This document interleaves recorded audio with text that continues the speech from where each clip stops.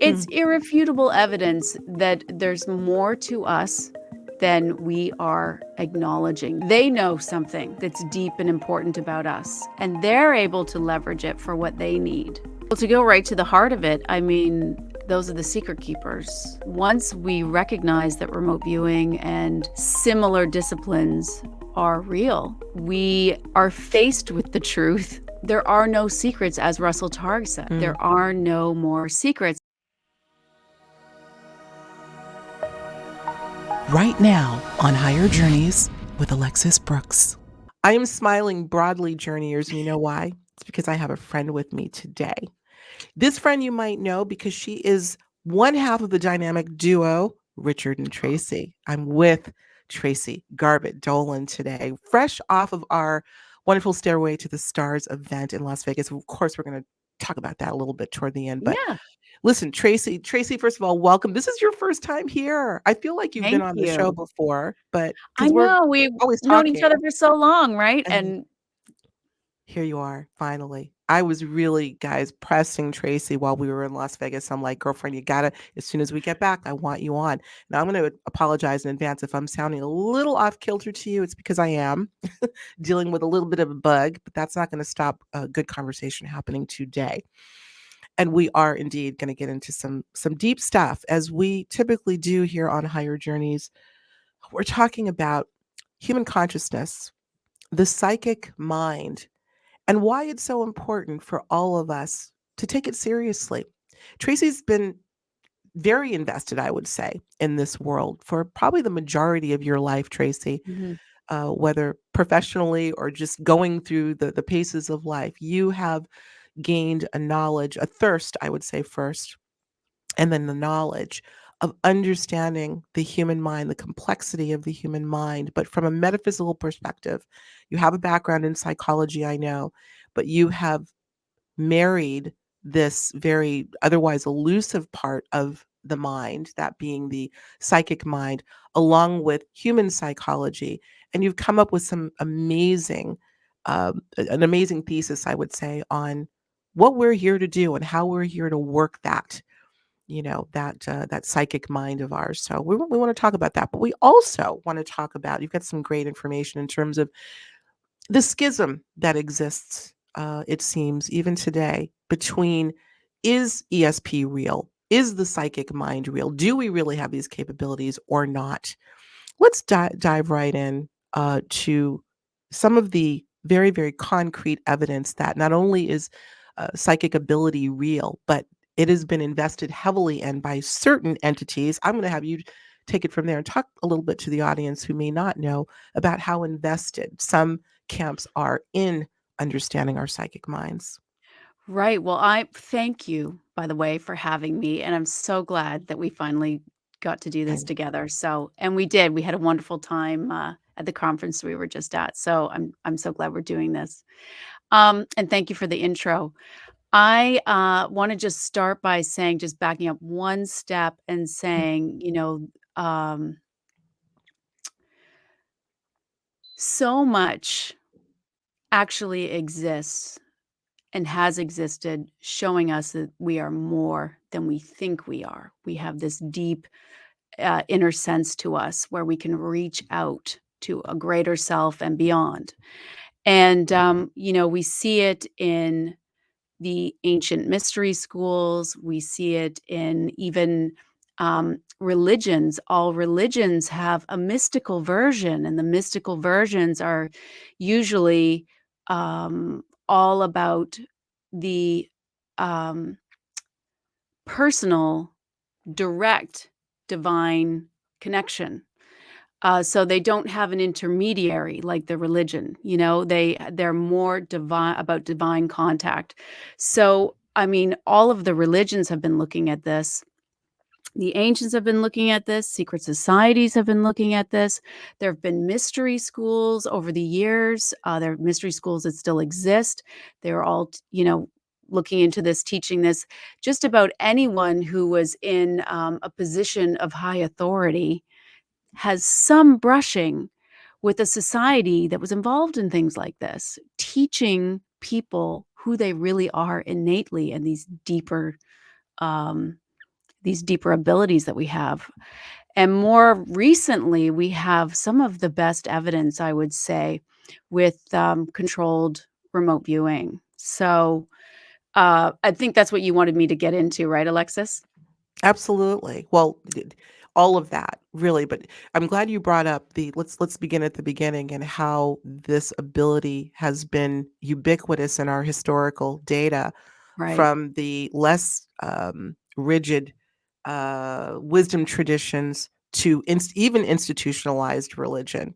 It comes right. up to the secret societies, and let's Yeah. talk about the governments that have been involved in these, as an example, remote viewing experiments. Talk about Yeah. that. Talk about Yeah, well, the whole remote viewing story, controlled remote viewing, is so interesting. A lot of people know it was created at Stanford Research Institute by Russell Targ, Hal Mhm, Puthoff, Ingo Swann, and it eventually became known as Project Stargate. But really examining the story of this is very important because what it teaches us is that the three-letter agencies, the government, and all these different branches were funding it or were customers of it for 20 plus years. So the mhm. CIA funded it for 20 plus years. But the list of people that were the customers, which I think we're going to put a screen up here for I'm gonna this. put something in post so you can see this exhaustive list, but Tracy, please tell us. Okay. Yeah, because Yeah. I know you have no idea. This is a wonderful list. The CIA, the DIA, the SS, the Secret Service, AFIA, the Air Force Intelligence Agency, Naval Intelligence Command, Naval Investigative Service Command, National Security Agency, the NSA, the Army Intelligence and Security Command, National Security Council, the FBI, the DEA, the Bureau of Alcohol, Tobacco, and Firearms, and even the Coast Guard. So I'm sure there's more than that. That's just, governmental agencies. And so we know that, well, let me say it this way, for people who still sit on the fence sometimes to wonder if it's real, well, Mm, these agencies thought it was real, you know, and remote viewing is kind of interesting because it's people will still try to debunk it because it's not 100%. I think a lot of times people, uh, if they are still thinking it's not real, they haven't gone deep enough into the research because once you go into it, it's obvious. I it's mean, irrefutable. it's Mm, irrefutable evidence that there's more to us than we are acknowledging, generally speaking. So, yeah, the remote viewing program is just this sort of exquisite example that there is this schism, as you're calling it, mhm. where they know something that's deep and important about us, and they're able to leverage it for what they need. But I think it's kind of time that we have this look and we begin to leverage it for ourselves. I'm Mhm, not talking about using it in any nefarious ways, or mm, I'm not talking about using it for intelligence. I'm more talking about it for navigating what's upcoming, you know, um, returning to our birthright, returning and understanding what is ours. I'm a big proponent of self experimentation. mhm, For some people, that's, using like the psychonauts using different narcotics. For me, it's all non-narcotic at this point, and there's many different methods of self-discovery. And there's very sort of easy things like self-dream study. But mhm. remote viewing is another excellent way. But I really think it's important that people start understanding the bridge between the left and right brain, the Yes. bridge between the conscious and the unconscious, the language that is used back and forth, and that these two parts of the brain speak differently. And we kind of have it nicely represented. I'm just gonna loosely represent this like the left, the analytical, more like daytime. I'm just gonna Mhm, put it this way. I never talk about it this way, but and the right more we sometimes think of more like nighttime. It's visual spatial, there's less language going on. And there's this beautiful opportunity to bring these two together through mhm. deep self-awareness And in all these different ways, we could talk about so many different ways that you could do it, but this was just the way that popped up in my head right now I like the because it's analogy. yeah, it's something that, dreams are when you start looking at the neuroimaging and the electrical oscillations and what's going on with the brain at night, particularly in the dream state, and particularly if you enter into a lucid dream, Mhm. one of the greatest mysteries is there. And so I think it's really important to attempt to marry and get some of this information, something people can do alone by themselves. It's part of us. You don't have to feel psychic, you don't have to feel special, and you can begin to bridge and marry those two sides, that different kind of um, language going on in these different parts of the brain Mhm. to learn more about us, and I think that we can learn more from other people, and I think that helps increase our belief in what we can do, but it's so important to learn our own language because I believe truly it is unique to us. It is absolutely unique to us. You're Yeah. saying that you're saying so many things, that I wanna for everything you just touched on, we could have Oh, I an in-depth know, discussion, I know. but I feel like there's so much and it's there's hard so to much. But let's do this, Tracy. I wanna go back because the first thing we sort of touched on is the investment on these agencies who were so heavily leveraged in these Yeah, programs over the course of 20 years, and Tracy and I were talking offline, and we both agree that there's some iteration of these programs that are happening to this day. So you've yeah, got that's in the books, and some of it is declassified actually, that yeah, anyone could find, and yet the yeah, schism that I've been using that term of there's still people on the fence that's also coexisting that are still saying, "I'm not sure if this is real or not." yeah, Let's talk about the fact that this was no accident. And I'll just say, I'm going to put it on the record that it seems to me that the very factions who are so heavily leveraged in participating in these programs are the same factions who've indoctrinated the masses out of belief in these things. I want to yeah. go there. It's a bit controversial, but let's talk about that and the why to that and why we need to smarten up a bit when it comes to understanding our history and how this has happened. Well, to go right to the heart of it, I mean, those are the secret keepers. And once we recognize that remote viewing and similar disciplines are real, um, we are faced with the truth that nothing is really, there are no secrets, as Russell Targ said. Mm, There are no more secrets. And so those agencies have every motivation to keep us from realizing this about ourselves. Um, I mean, it's pretty easy to see, and a good example of this actually was might be Pat Price. If people are familiar with who Pat Price was, he was considered one of the most psychic men in the world. He was part of the remote viewing program initially, and Pat died under mysterious circumstances. No one can say for certain how this happened, but this is a good example where he was able to find just about anything. He had some of the most fascinating remote views where typically people can't usually read off of things, but Pat was able to read code names and file colors and tons of detailed information about anything they were looking for. And this happens to be the person that mysteriously goes missing and mysteriously dies. So I don't mean to bring up something morbid, but you can see why he would be such a threat. And I just think this is poignant. It just is a good example. There was no agency that he wouldn't be a threat to. He would be a threat to just about any agency anywhere in the world, whether our own or someone else's.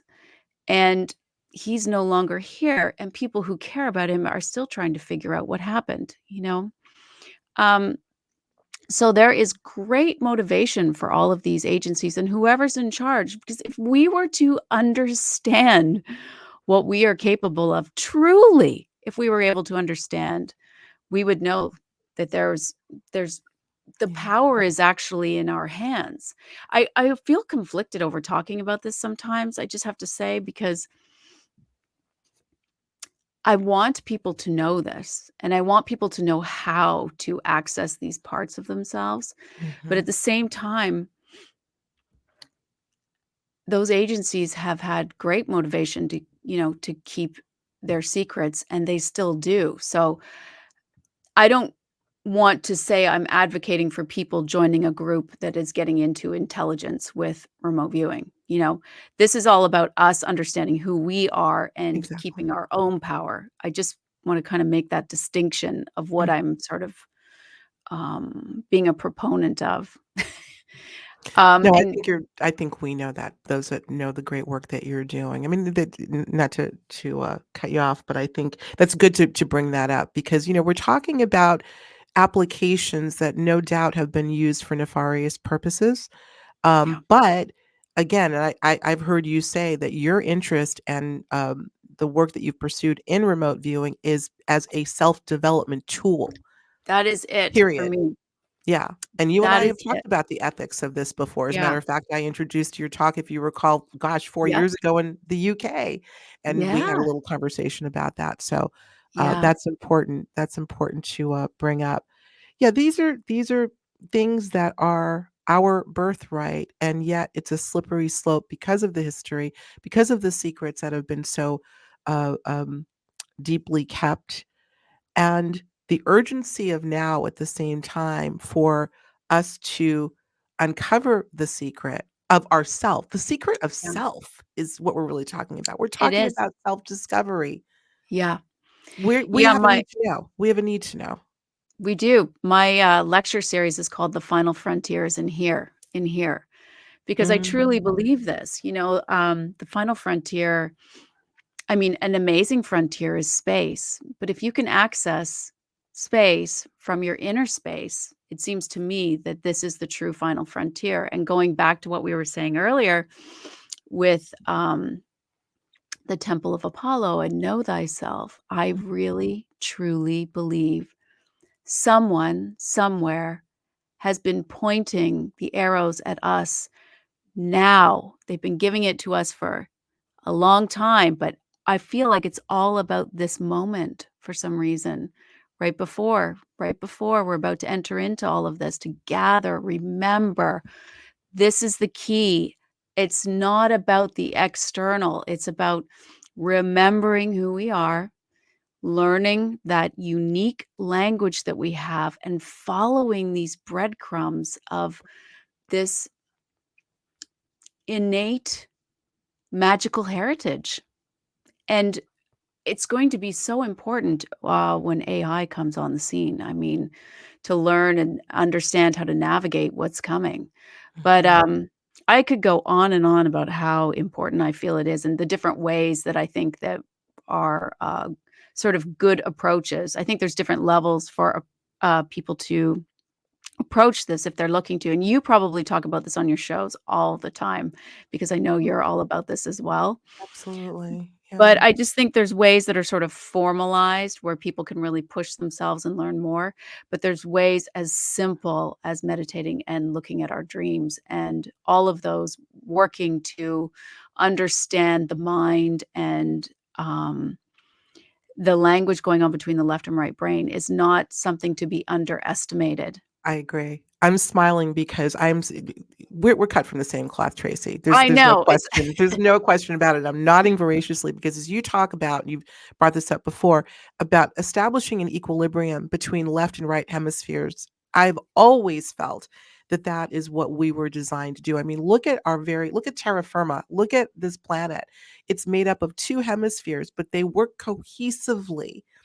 And it's believed, I don't want to speak out of school, but I think in some hermetic teachings and Mhm, alchemy, it was the alchemists that learned that balance of left and right, if you will, in order mhm, to establish a third reality. Let's look at it, it's two realities. But when there's mm, a cohesion, it mhm. creates a third reality, a third, not dimension, but another scenario that is comprised of the two. It's almost like the yin and yang symbol when you think about it. There's an Yeah, intersection. They're not yeah, two, standing side by side. They're intertwined. And so Right. when you first brought that up, I thought, absolutely 100%. I think that is very important to do in practice. So let's talk a little bit about let's get right into the practice of, let's say meditation is the ground, the Mhm. base, if you will, in Mhm. order to bring in all these other things that would help establish that equilibrium. How would you advise people might use that meditation as a starting point? Right. Well, I definitely think if I like to try to boil things down sometimes into its bigger sense. Like, so meditation and all of the disciplines are about this deeper self-awareness, right? That it's just going as deep as we can and increasing our ability to be self-aware during meditation and then outside of meditation. So that's one. And then the second part is becoming a master of ourselves in terms of the ability to control distraction. So this Mhm. deep self-awareness, this control of distraction, and because those 2 are reflective of exactly what you're saying as well. Deep, grounded self-awareness, which is sort of visual spatial, relates to the right brain, right? And Mhm. the mastership over distraction is kind of the mastership over the left brain, the analytical, the monkey mind. And then I love the way that you said it, creating this sort of new reality. It makes me wonder, I'm going off a little bit here as It's well. okay. We're allowed. Um, okay. Um, if this isn't something that was purposely sort of, um, that we were diverted from purposely. The whole left brain, right brain is, that became the whole pop culture thing. But I think it's key and it's important and it's an important language for us to communicate something about how uniquely our brains work. So I sometimes jokingly say I reject that was ever rejected because the we all know we're using the whole brain, right? But the right brain has these v is v like a visual spatial processor. It is different. It has Mhm. different specialties than the left. So doing these things to bring them together, such as meditation, that that deepening, and there's of course, you can always add in binaural beats. Binaural beats, originally designed by the Monroe Institute to Mhm. synchronize the hemispheres of the brain, creating a whole brain state, and also, a little bit of entrainment, helping people to get into those deeper states of alpha and theta and delta and even gamma, and hold those states.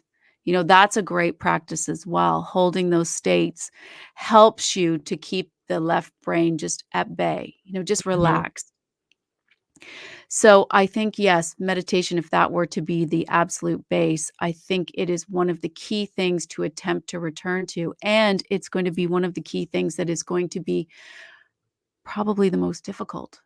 Because if you just look at how things are speeding up with artificial Absolutely. intelligence and the need to stay on top, the feeling that you need to stay on top, like, talk about FOMO, fear of missing out. This is what this is creating right now in Mhm. all of us because day by day, well, Grok has just come out and, Elon Musk's new tools come out and this person's new tool and then Microsoft, and then there's so much that it is gonna be more tempting than ever to go down that stream of the Absolutely. busy left analytical world. I'm just gonna put it this Mhm. way, I'm just talking Yeah. loosely like this, but this Mhm. is the moment where we have to bring it back, pause, and really work it into ourselves to anchor in with our meditation or some kind of practice that anchors you to you, you Mhm. know?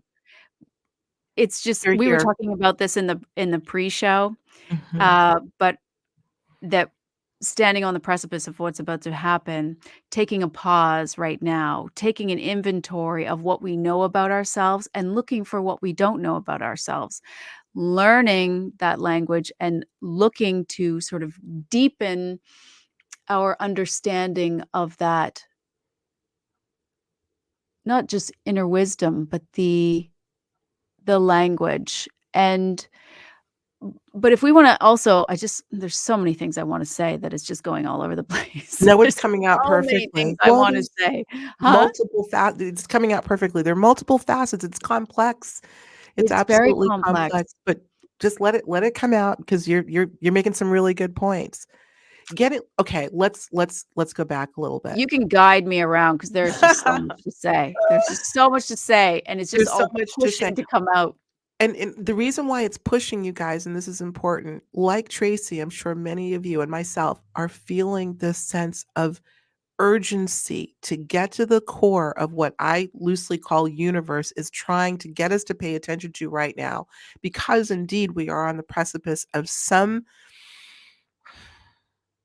we're on the precipice of some shift. I'm not going to call it good or bad, but distinct, that if we don't have a hold of ourselves, the inner space of self, we'll Yeah. never capture it again. And what frightens me is that because I love my fellow man as you do, I know our Mhm. fellow human, there's so many who would never listen to a conversation like this, who would never know to listen to a conversation like this. This is where the concern for me comes in. And yet we know that we can only be responsible for our own walk in our own life. But Mhm. Tracy knows it before. Forgive me. I'm feeling the need to say this.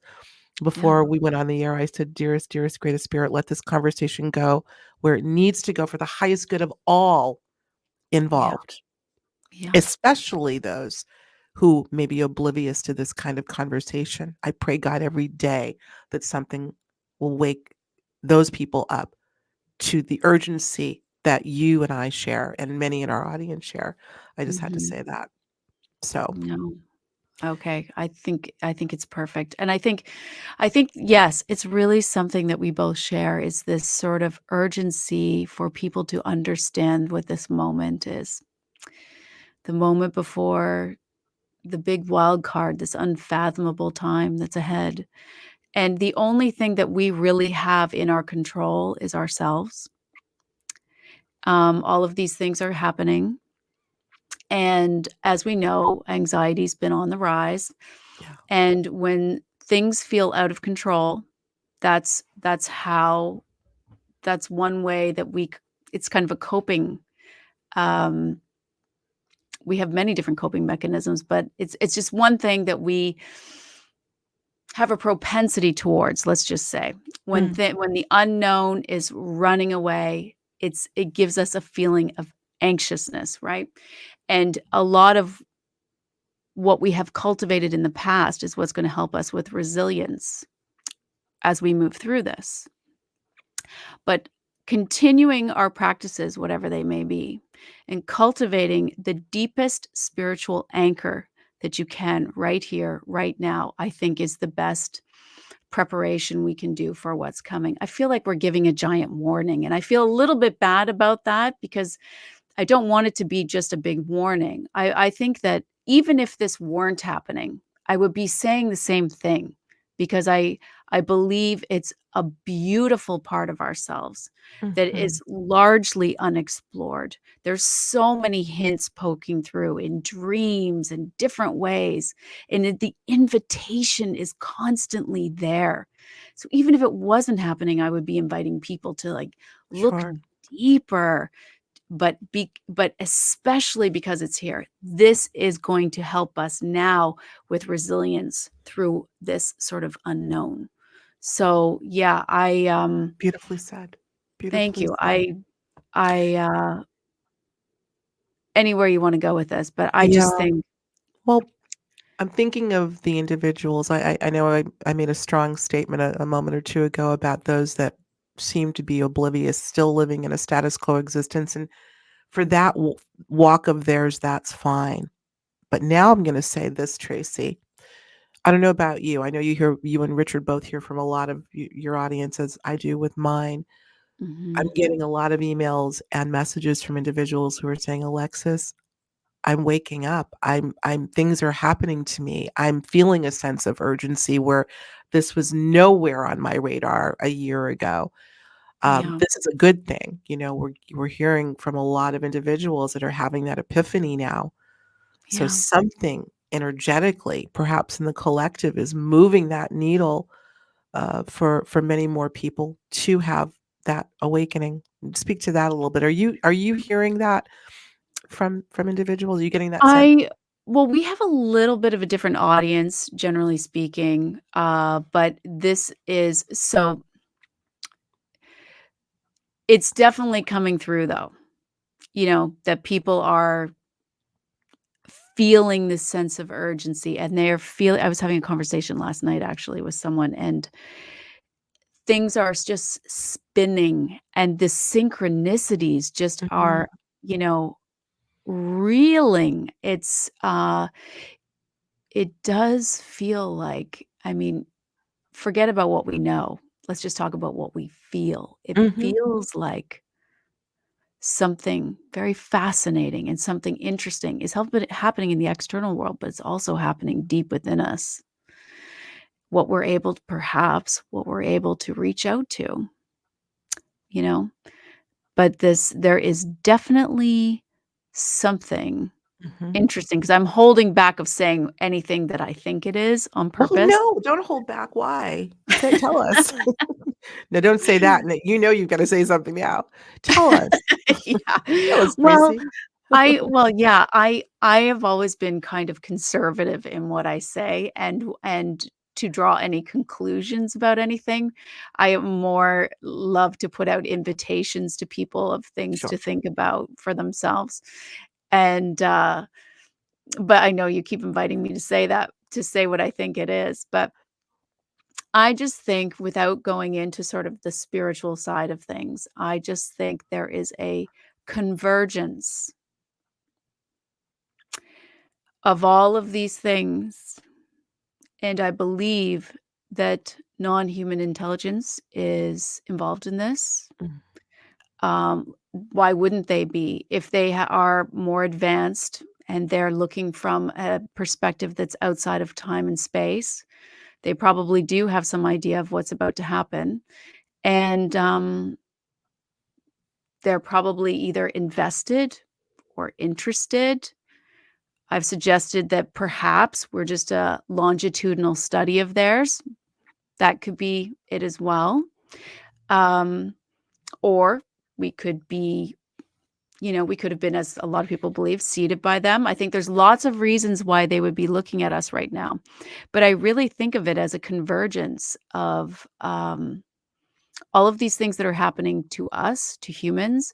But then where does that sit in the cosmic outlook as well? mhm, I definitely think there's something that's converging here, but there's something that's converging on a far greater level. mhm, And, could it be possible that they might be observing what is going to happen, how we're gonna handle this? Could they be possibly observing the choices we make in this moment, whether to let it take us or whether to continue to evolve our minds and find that there's an access, some other doorways to mm, somewhere else that the sovereign human still hasn't discovered and that we still um, have potential to. I don't know. When you look at the brain, this is why I get a little obsessed with the brain. And I was studying gamma brain waves and the roles of the left and right, going really deep into it. And it seems to me, psychically we get all of these sort of invitations, but also it seems the brain is leaving all of these breadcrumbs of doorways as well. mhm, mhm, Gamma was another thing that was sort of poo-pooed through time, like, nobody would recognize it. They said gamma brainwaves I'm talking about. Um, they would divert people from that. They said, "Oh, it's just muscle, it's eye movement," and they just never really looked at it. Well, now it's becoming very interesting because all the different times the gamma comes online, for example, there's It happens during meditation, it happens during ayahuasca, but also happens during seizures, it happens during so many things, but in all and Alzheimer's, schizophrenia during I positive was gonna say episodes, schizophrenia. Yeah, out of body, remote viewing, all of these things, it's almost like where a third sight opens, because one of the things about gamma is your brainwaves are going super fast. But you access it during sleep when your brain is pretty much offline. right. You go into this deep level of sleep, and all of a sudden, your brainwaves go faster than your awake state. Mhm. Your vision, occipital cortex, comes back online. While you're sleeping, a sight is coming back online.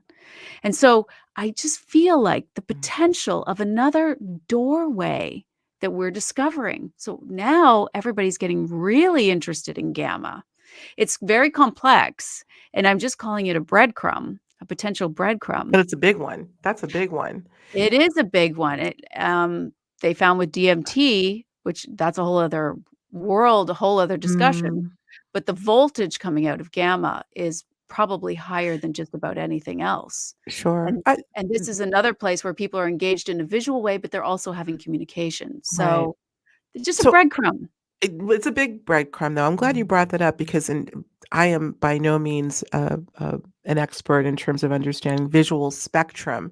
The visual spectrum that humans are typically privy to, which is nothing, and where the It's not. gamma it's nothing. I mean, the visible So spectrum, what is the yeah. oh gosh, today's not the day for me to remember numbers, but where would a gamma wave sit within that visible spectrum? Is it beyond it?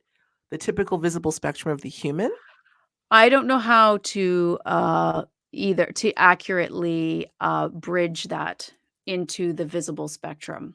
Because the way I look at it, is through brain scans and the electrical system of the brain. Right. So, I can't really speak to the way that you're going at it, which is a way that I will actually have to include in there and have a look at.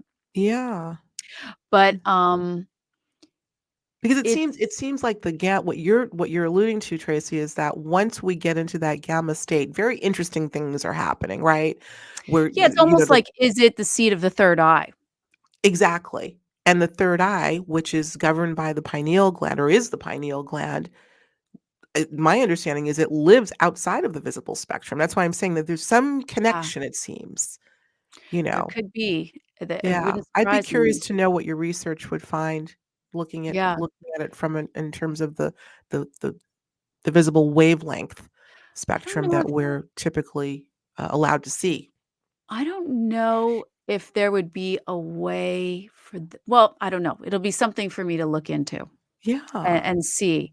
But there's all these mysteries of the mind out there. The very small amount, like you say, the very small amount we actually see versus what our brain is actually intaking and what part of our brain is intaking all that additional information. exactly. And how is it processing it? We know from split brain studies where they snip the corpus callosum, the two parts of the brain understand things very differently and they Mhm. can do things very differently.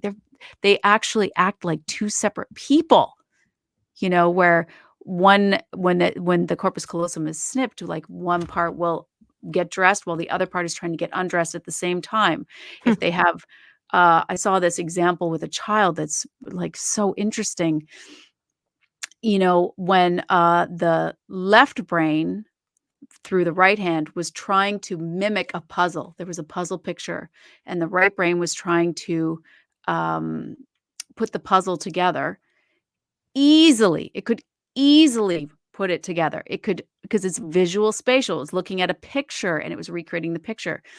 But when the left brain was trying to do it through the right hand because it crosses over, it absolutely could not put this visual puzzle together. And when they allow the two hands to try to do it, where the parts of the brain are separated, one will create the puzzle and one will take the puzzle apart. They absolutely cannot communicate with the two hands together. So there's this additional mystery going on about the left and right brain, and Hmm. the way that one is dismantling things in a certain way, and the other is able to put this visual spatial puzzle together, pattern recognition, Pattern greater recognition. patterns, greater patterns. I think this is another reason why we want to always learn more about quieting the left, easing the left in meditation or through other modalities, and observing what the right brain, and obviously it's not an isolated thing. I have to keep saying Mhm. that. But what is this potential antenna able to reach out to? What is this antenna? What additional information that our eyes didn't take in did this part of the brain take in and integrate? Yeah. There's, you know, Fascinating. You've talked about this before, Tracy, in terms of some of the more, well, let's call it nuanced aspects that you've picked up on in understanding or separating out the monkey mind as an example from the psychic or intuitive hits. And right. one thing that I know you've stressed is you don't, when you're setting an intention to receive information psychically, you're not looking for the information. You're Yeah. aligning yourself to become aware, and that awareness can come so quickly. But Yeah. what are some of the hallmarks that you've found in being able to meet out the, psychic information from monkey mind? And I know you talked about keeping two different journals and keeping one, allotting one for the monkey mind because you give them their proper place of prominence and Yeah. get them out of the way, and then focus Yeah. on the psychic hits. Yeah, so I talk about it in terms of remote viewing, and I talk about it in terms of meditation sometimes, Hmm. because it's really the sort of the same thing. Yeah, with remote viewing, it teaches you these beautiful things that you can inform your meditation with, because you are trying to determine the monkey mind, the ego's chatter from the actual psychic signal.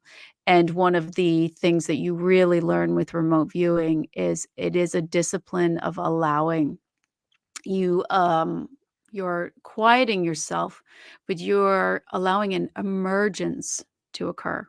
Once you Hmm. have put your mind to the target or the question, it's an emergence.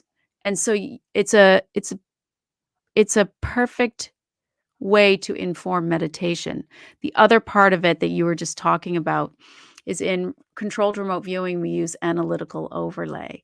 And what that really means is that we are keeping a column to appease our left brain when it tries to guess the answer, because that's what it does. Hmm. It's designed to help us. It lives in the here and now. And it so when you're learning remote viewing, but it can go all the way through, there are times when the brain is trying to guess and you just are appeasing it and saying, I gotcha. Okay. And you're just writing it down and you label it or put it in this column we call analytical overlay. Analytical left brain, analytical Hmm. overlay. Hmm.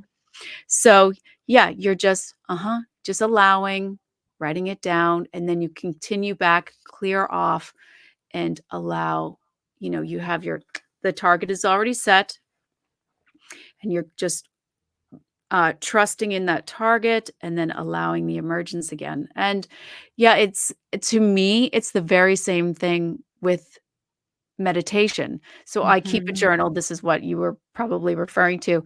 I will keep a journal always when I'm doing my meditation, but I have a second book that is there for when my mind wants to spit up things, because sometimes those things are very useful. Mhm.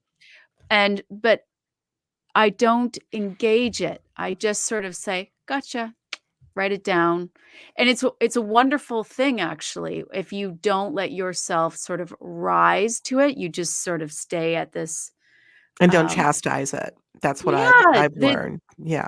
I'm not one of those people that believes in sort of kill the ego. I've heard that said a lot of Mhm. times, and people have different methods, right? But for me, I'm not of that school. I'm of the school where you want to bring your ego along. You want your ego to understand what you're doing, why you're doing it, and that I'm going to, yeah, I got you. I'm going to write this down over here, but I'm doing something else right now. I So love I it. just capture it I just capture it and then Mhm. return to the emergence and, get my own guidance or whatever I'm targeting for my meditation. But for either one, I always say, I'm sure you talk about this all the time as well, the, uh, the importance of the art of the question or the target, the intention, that Mhm. and also conviction that this Conviction. is what you want. Conviction is such a big thing to me, and conviction can mean in meditation, for me at least, um, airplane mode. Like, often people can't even get themselves to do airplane mode or do not disturb because they're worried that, "Oh, my child won't be able to reach me," but Yeah, trust that they will, and if you can't show conviction for your meditation, which your meditation is really your connection to this greater self, if you can't show conviction for that, I think we might have an issue. I agree We with you, because conviction, to me, there's emotion attached to conviction. You Yeah, feel it. To yeah, me, emotion is the carrier wave. It is the bridge that yeah, allows manifestation of any kind. yeah, That's the key. And yeah, within conviction and intention, but conviction even stronger, yeah, I means agree. this or bust. And you feel that. And that feeling is the messenger to me. Yes. Yes, and that kind of brings us back to what we were talking about in the beginning, I think, of this moment before everything's about to happen. I think we were talking about in the pregame, I'm not sure. Um, The pregame. You just said the pregame. I yeah, love it. sorry. The show we did before. Um, where I think that's when I was talking about, in social psychology and different psychological studies, if you were to go out for dinner, that conviction, the decision, if you decide before you go out to a restaurant, I'm going to eat healthier, I'm only going to eat this, you're, so much more likely to do it than if you just go and you don't make that conviction, that decision with yourself. Mhm. It just flows and you end up doing the things that you didn't want to do.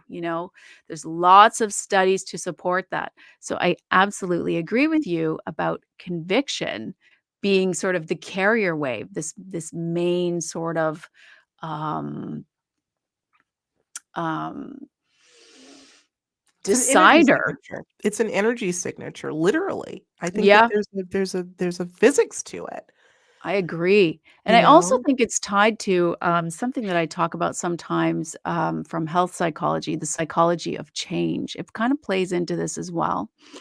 Um,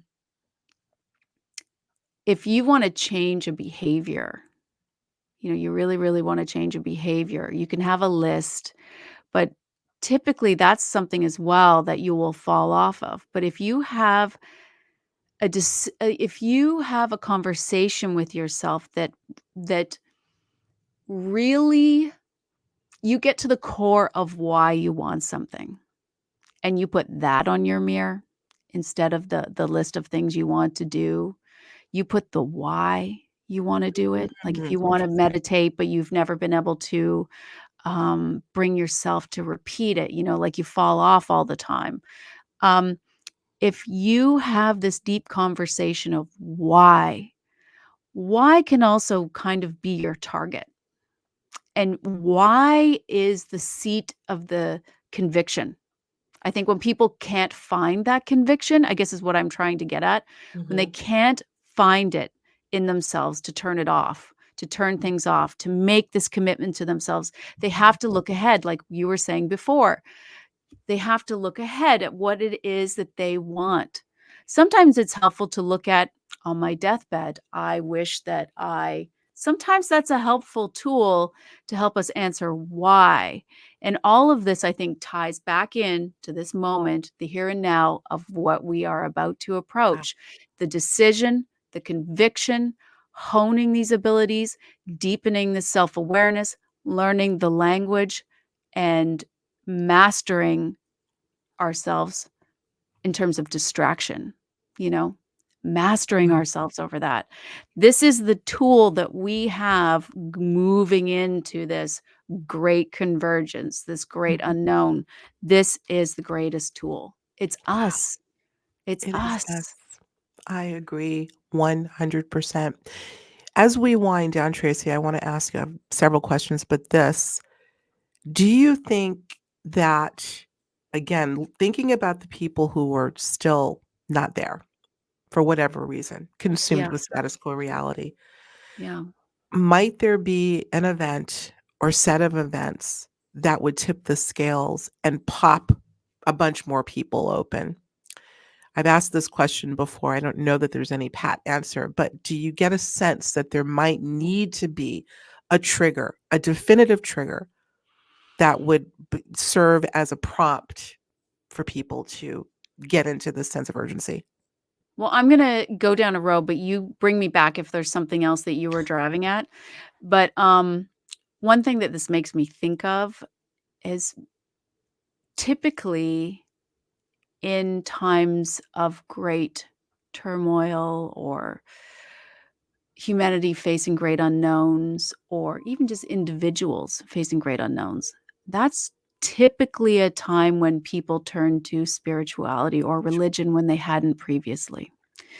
And so I think that, uh, people, generally speaking, are n I don't know where the masses sit with this, but I'm gonna guess that the masses are not prepared and thinking ahead like some of us are. Mhm. I think that this, especially artificial intelligence and when it merges with genetic manipulation and Neuralink and, you know, I think it's gonna catch a lot of people off guard. And I think it is gonna send people into a state of anxiety and also of a feeling of being out of control. And when they feel that sense of being out of control, this is when they're going to begin to look because they will be desperate to have Mm, some sort of anchor to help them through this. They will just innately know that they need help, and it's gonna spill over. Like, therapists will obviously be helping people, but it's gonna spill over. People are gonna be looking. Um, hmm, and so I think psychologically speaking, this is going to be one of the triggers that's going to happen to get people to sort of, look to what tools they can quickly pull together to give themselves a greater sense of grounding so that they can feel somewhat resilient moving into these new phases.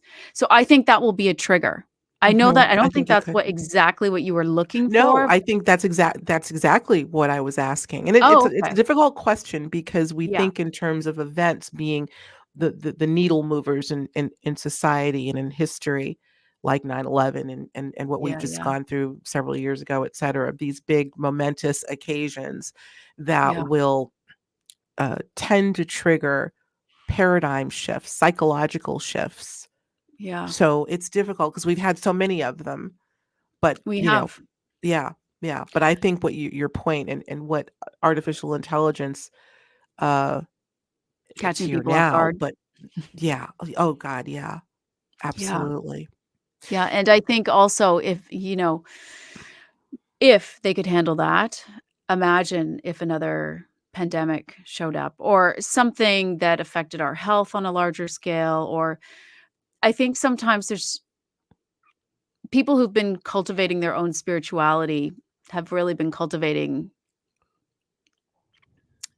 uh, tools to move through uncertainty, even Sure. knowing it or unknowingly, you Or know? not knowing it, Yeah, unconsciously, yeah, yeah, yeah, exactly, but they will be in a much better position, and I think that, the human psyche, if I'm prepared, can only handle so much, mhm, and, so I guess all I'm saying is we're talking about AI and this and that, maybe people can handle that, but if you were to add something on top of that, all of the things that we've mentioned, that just might be a bridge too far for some people, I and agree. that might be another reason for the trigger. Yeah, a bombardment of all of these things, which, depending on which camp you're from, many believe this is what's projected, this is what's planned, an Yeah. onslaught of all of these things that seem disparate, but they're all connected, Yeah. that could potentially spell overload.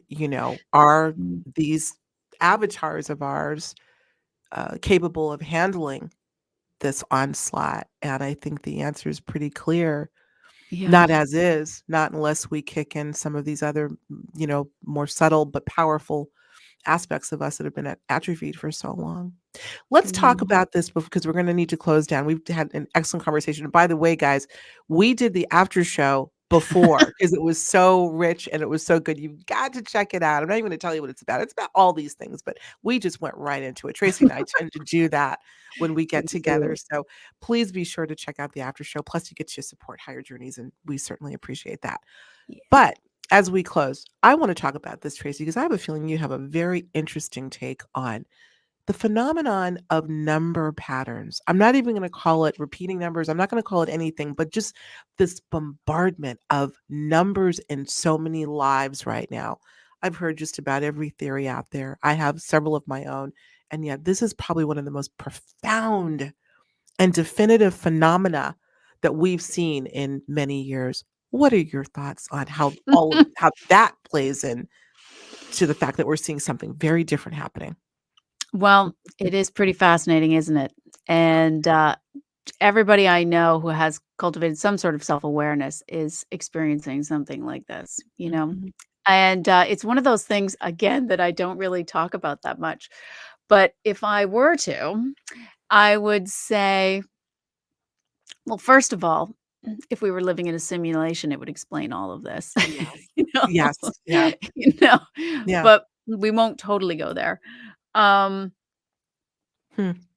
I do think, without concluding why, that there is potentially either a greater part of us, a collective part of us, a part of us that's outside of time, living in sort of a quantum sense, meaning that all time is existing beside itself. So our Mm. future, we feel our future now, we feel our past now.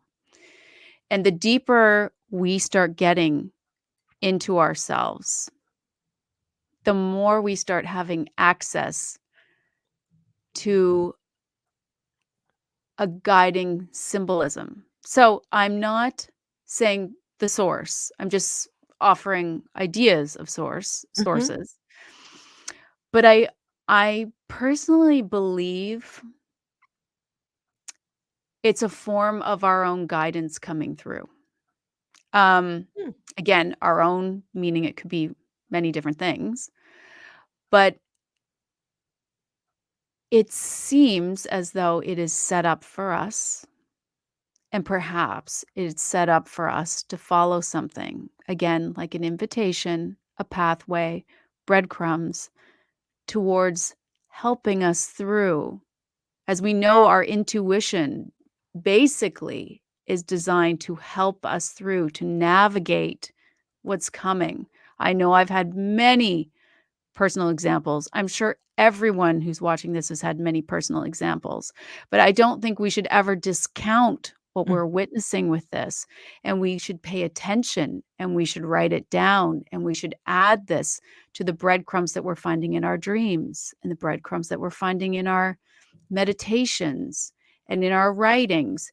All of this should be considered the grander language that's coming from somewhere else.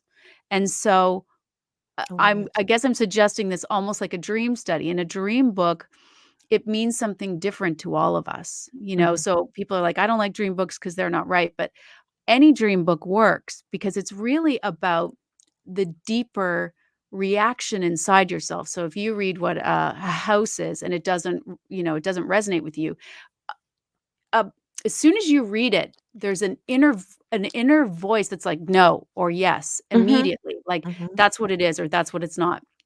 I feel like you can take that and apply that with the numbers as well. It's a unique signature that we're starting to pick up on that we're not used to picking up on.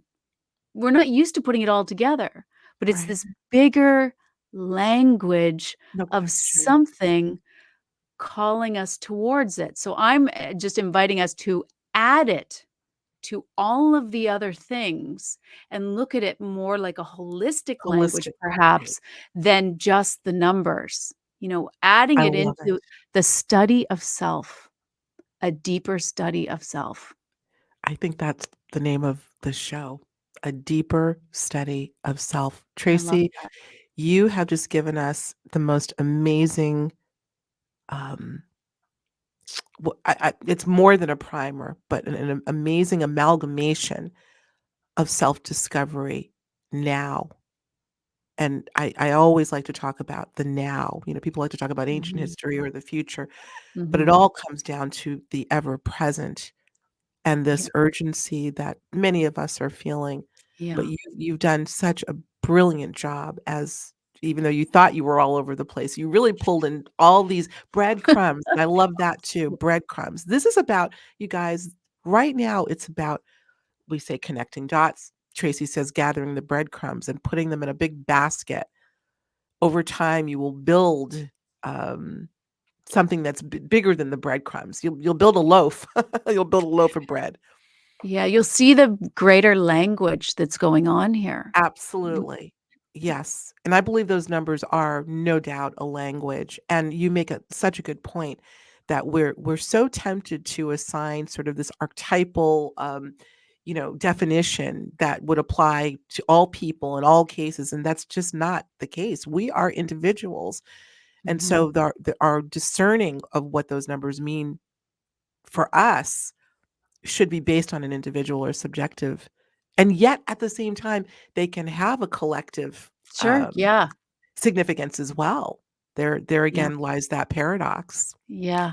So, But Tracy, it's we are the greatest mystery. We are the greatest mystery, and it should be a joy to dig in and look inside ourselves and look at this bigger language. To me, it's a joy. It's an it is a absolute joy. joy, I know it and is to you too, I and can I see hope it it in is your to yours. face. Yeah. Richard Feynman, the great physicist, said, "It does no harm to the mystery to know a little bit about it." And Beautiful. you, my dear, are one who has embraced that mystery. I applaud you so much. Is it any wonder that Ms. Tracey Garbutt Dolan just received the Rising Star Award in Las Oh, thank Vegas? She you. brought that award back. So Thank well you. deserved, my dear. Thank So you well so much, deserved. as did you. You received a very well-deserved award as Oh. well. Well, we had so much fun. Yes, I'm honored, by the way, to have brought back, Out of This World podcast. Yeah. Out of this world. It was lovely, and, it's just such an honor to spend time, and I feel so blessed to know people like yourself and Richard and Oh, all of our small, still intimate, because it's, yeah, growing, true, but it's yeah, still a very intimate, close-knit group. We may not agree on everything, but our fundamental ideologies, I think, are aligned, yeah. at such an important time. This is a dream come true for me. I say that with the utmost, heartfelt sincerity. Thank you, Tracy, for what Oh, you're doing. Keep rocking it, girlfriend. thank you so much, Alexis. The honor is all mine. Oh, well, I hope you'll come back because there's gonna be a lot more to report You on. betcha.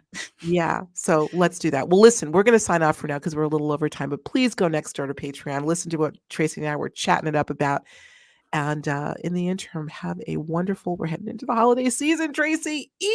Can you believe it? Yes. Here we Oh, go. no, no, I cannot believe it. But, yeah, I think we all need to, appreciate this one. Absolutely. Dig Let's in and do it. enjoy it. Let's Yeah, enjoy, and as always, let love be at the top of the priority list as we go through the beautiful, holidays and beyond. So, thank you. Thanks again, beautiful. Tracy. Love you much. Thank you. Love you as well, and happy holidays to everyone. Beautiful. Thanks, journeyers. We'll talk to you real soon. Take care. If you enjoyed this episode, be sure to watch what's next, plus more to explore. And don't forget to subscribe to Higher Journeys.